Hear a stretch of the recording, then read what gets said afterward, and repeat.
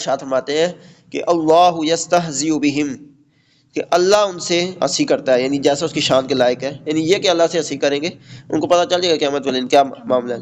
وَيَمُدُّهُمْ فِي طُغْيَانِهِمْ يَعْمَهُونَ، اور کیا اللہ تعالیٰ ان کے ساتھ معاملہ کر رہا ہے اور انہیں ڈھیل دیتا ہے کہ اپنی سرکشی میں بھٹکتے رہیں، مطلب کہ اللہ تعالیٰ نے ان کو ڈھیل دی ہوئی ہے، ٹھیک ہے جی، اللہ تعالیٰ نے ان کو کیا کیا ہوا ہے، ڈھیل دی ہوئی ہے، کوئی فوراً پکڑ نہیں ہو رہی، فائدے اٹھا رہے ہیں دنیا میں، لیکن اس ڈھیل کا نتیجہ ان کو قیامت والے دن بہت برا ان کے لیے معاملہ ہوگا۔ منافقین کہتے ہیں، منافقین کافروں سے بھی جو جہنم میں جگہ ہے نا کافروں کی، اس سے بھی نیچے درجے پہ ہوں گے، یہ معاملے ہیں۔ پھر آگے کیا فرمانا ہے، ان کی ایک تجارت ہوتی ہے نا، تجارت سمجھتے ہیں، تجارت ہوتی ہے، فرض کیا جیسا دکانیں پڑی ہوئی ہیں، ٹھیک ہے، اس میں ہم ایک چیز دیتے ہیں، پیسے دیتے ہیں، یا تجارت زمانے میں ہوتی تھی کہ پچھلے زمانے میں کہ اونٹ ایک سامان لے کے جاتے تھے اونٹوں پہ قافلے کی صورت میں، وہ سامان بیچ کے منافع حاصل کرتے تھے، جس فرض کے دکانوں میں آپ یہ سمجھ لیں یہ تجارت ہوتی ہے۔ تو تجارت میں کیا انسان کیا کوشش ہوتی ہے کہ فائدہ ہو یا نقصان ہو، فائدہ ہو۔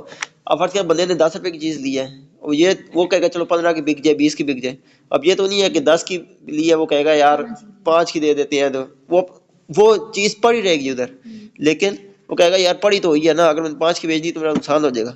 اب یہ ایک مثال دی جا رہی ہے تجارت کے حوالے سے، اس میں تجارت میں کیا ہوتا ہے، ایک چیز انسان خریدتا ہے، ٹھیک ہے، کسی سے، انہوں نے منافقوں نے کیا کیا ہے، اولئک الذین اشتروا الضلالۃ بالہدی، دو چیزیں ہیں، ایک ہے ہدایت اور یعنی سیدھا راستہ ہے، اور ایک ہے گمراہی یعنی انسان جو بیٹھ جاتا ہے سیدھے راستے سے، بیٹھ جاتا ہے، سیدھے راستہ اختیار نہیں کرتا۔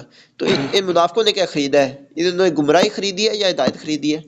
انہوں نے گمراہی خریدی ہے، یعنی اللہ تعالیٰ کی رسول صلی اللہ علیہ وسلم اور صحابہ کرام ان کو دعوت دے رہے ہیں، لیکن یہ وہ ہدایت نہیں لے رہے، کہہ رہے ہیں یہ وہ لوگ ہیں جنہوں نے ہدایت کے بدلے گمراہی خرید دی ہے، تو پھر ان کو کوئی فائدہ ہونا تھا، تو کیا فما ربحت تجارتہم، تو ان کو مطلب کہ یہ جو سودا انہوں نے کیا ہے کہ گمراہی انہوں نے خرید لی ہے، کس کے بدلے؟ ہدایت کے بدلے، ہدایت کے بجائے گمراہی خرید دی ہے، تو اس کا ان کا کچھ فائدہ نہیں ہوا، ٹھیک ہے۔ وما کانوا مہتدین، اور نہ ہی وہ مطلب کہ کیا ہدایت پانے والے کیا لکھے کیا ہے، اور وہ سودے کی راہ جانتے ہی نہ تھے، مطلب کہ ان کو پتہ نہیں ہے تجارت میں مطلب کہ کس طرح کرنی ہے، یعنی کیا چیز لینی ہے، گمراہی لینی ہے، ٹھیک ہے جی، یا ہم نے کیا لینا ہے، ہدایت لینی ہے۔ اچھا جی، آگے اب 2 مثالیں بیان کی جا رہی ہیں۔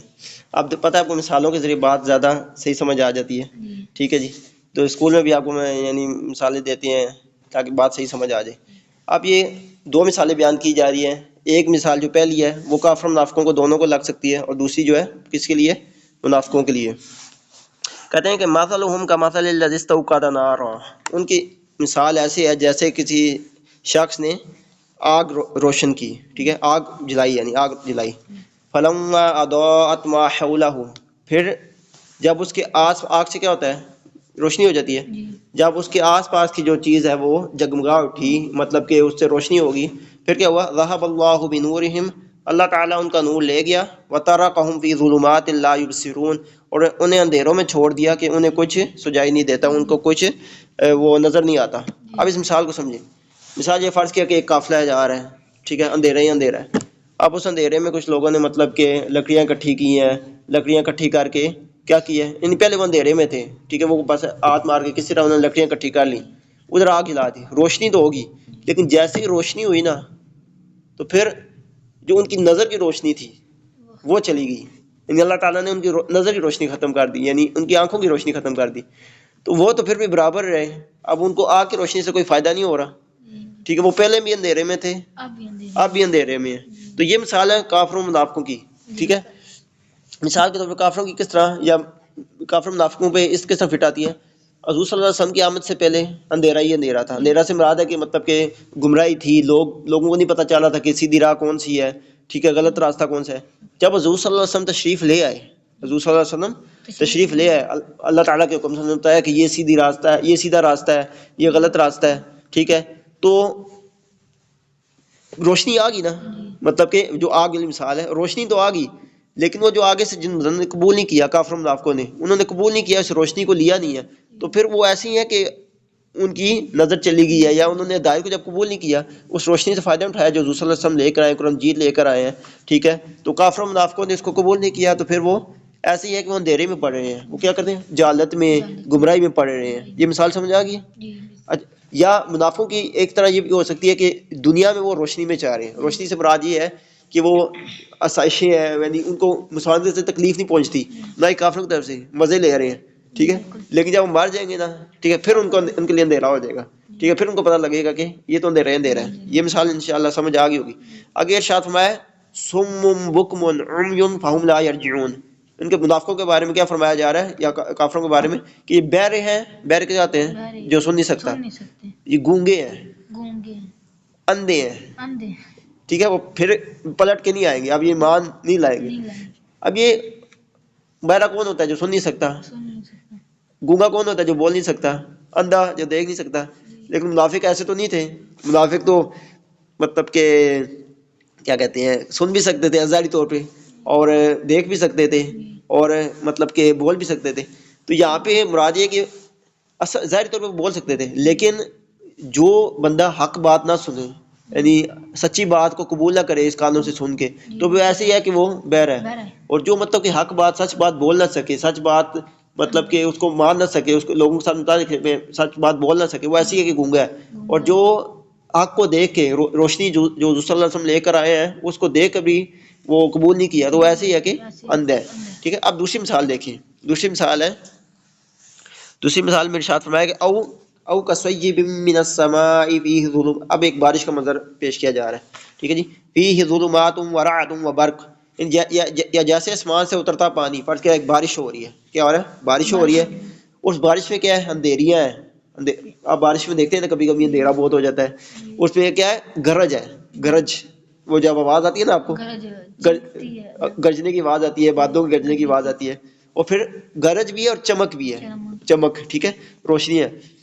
پھر کیا کہتے ہیں کہ یجعلون اصابعهم فی آذانہم، یعنی وہ اپنی آنگوں اپنے کانوں میں انگلیاں ٹھوس رہے ہیں، انگلیاں ڈال رہے ہیں اس کڑک کے سبب سے، یعنی وہ جو آواز آ رہی ہے اس کے ڈر سے وہ اپنے کانوں میں انگلیاں دے رہے ہیں.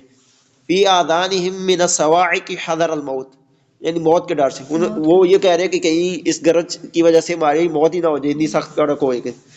واللہ محیط بالکافرین، اللہ کافروں کا احاطہ کیے ہوئے، اللہ تعالیٰ کافروں کو گھیرے ہوئے ہیں. یعنی اللہ تعالیٰ کو پتہ ہے کہ کافر کیا کر رہے ہیں. اگر نا یکاد ابھی مثال یہاں پہ مکمل ہوگی.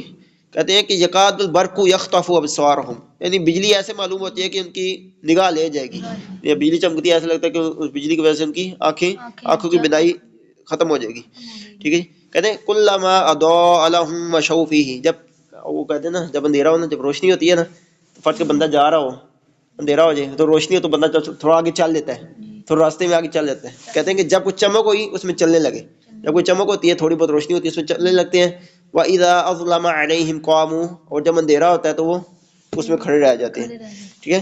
پھر کیا ارشاد فرمایا کہ وَلَوْ شَاءَ اللَّهُ لَذَهَبَ بِسَمْعِهِمْ وَأَبْصَارِهِمْ، اور اگر اللہ چاہتا تو ان کے کان اور آنکھیں لے جاتا، یعنی ان کے کان کی وہ جو سماعت جو سنتے ہیں جسے، اس کو ختم کر دیتا، ان کی آنکھوں کو بھی مطلب کہ لے جاتا. ان اللہ علی کل شیء قدیر، بے شک اللہ ہر چیز پر قادر ہے. اب اس مثال کو سمجھ لیں.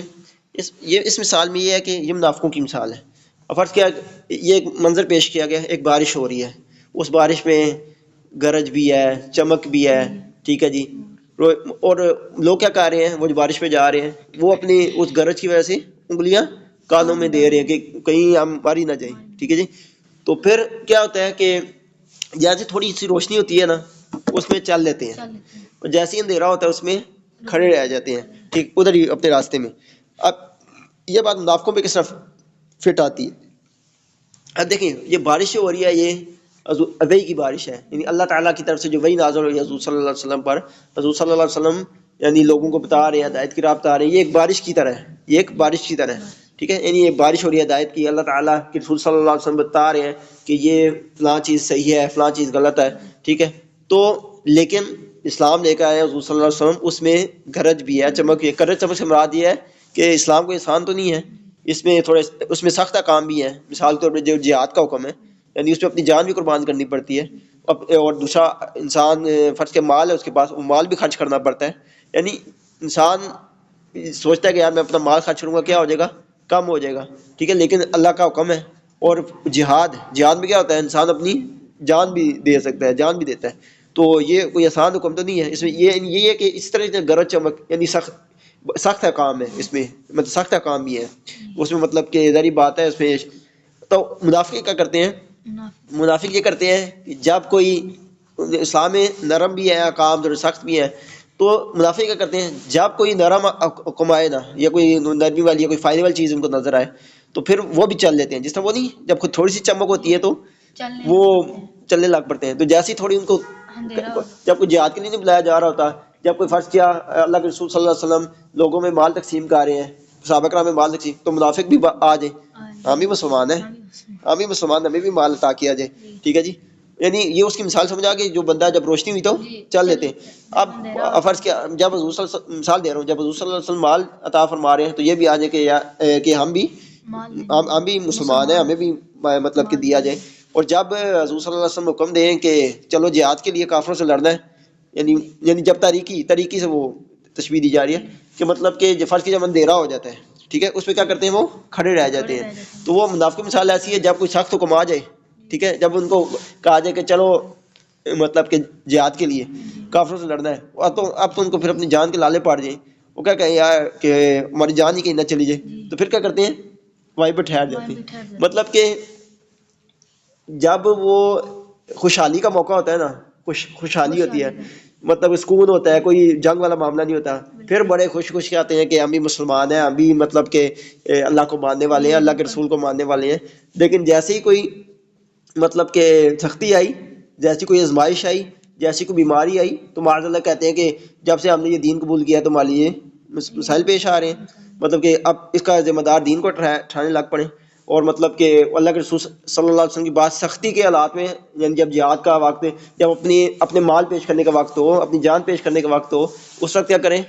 وہ کہیں کہ مطلب کہ ہم سے یہ نہیں ہوتا، یہ سخت ہے کام ہے. تو یہ اس کی مثال، دونوں مثالیں سمجھ آ گئی آپ کو؟